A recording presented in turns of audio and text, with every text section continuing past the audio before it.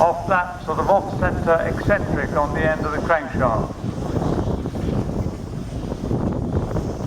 An interesting roller that's just paused, coming up towards us now, towards the commentary box. This blue roller is known as Nutbrush. It started its life as a Ruston steam-powered steamroller, and then when its boiler was reaching the end of its days, the owners decided to keep it going by putting what is basically the engine and transmission of a Nuffield tractor on the top, hence the name of Nutbrush.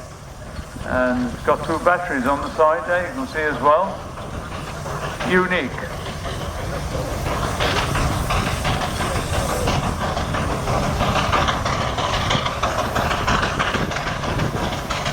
Working hard now, we have Mr. Atkinson with Colossus, the big McLaren.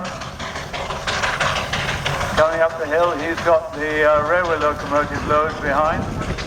Probably at the moment, I don't imagine Colin with the DAF are doing any work at all. They're leaving John to bring it up. I think it might be Gareth Buscombe driving.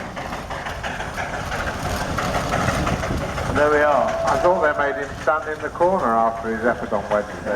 Yeah. Sit on the naughty step. Yes. Yeah. Because if you listen to this now, it sounds more like a railway locomotive under heavy load than it does a traction engine.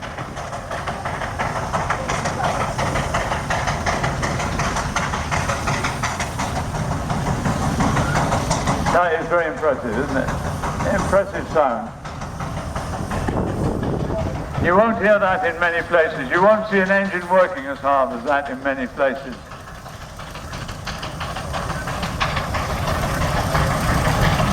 I don't think he's going up the hill this time. He was in here a few minutes ago, John was, and he said he didn't think he was going to try the hill. He tried it a couple of days ago, and they did get up there, but they had one or two problems.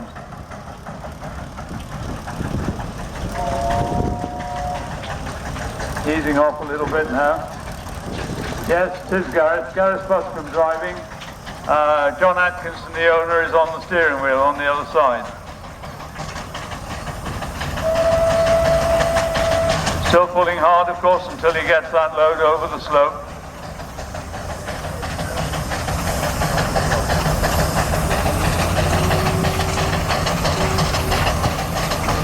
That's quite something.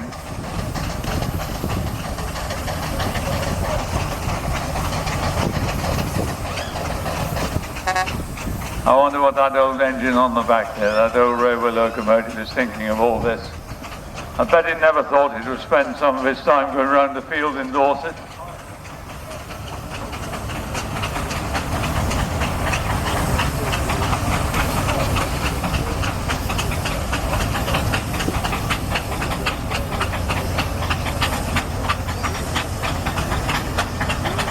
John Wakem's McLaren, Cracker, going down there to the left of the big load, and then Clayton and Shuttleworth, one of the oldest surviving Clayton and Shuttleworth engines, agricultural engine.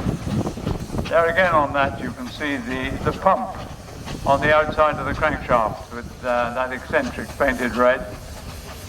It's used, you can either use pump water into the boiler, or you can use a bypass whereby instead of putting the water in the boiler, it just puts it back in the tank, it just circulates it around.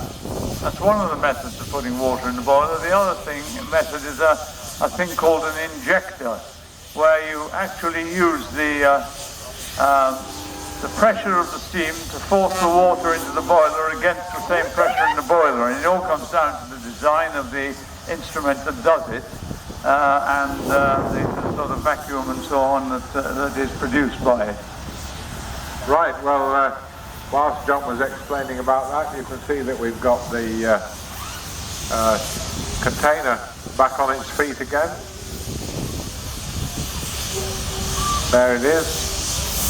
It's this wonderful balancing act between the winches on the one side pulling it up and the winch on the other side letting it out.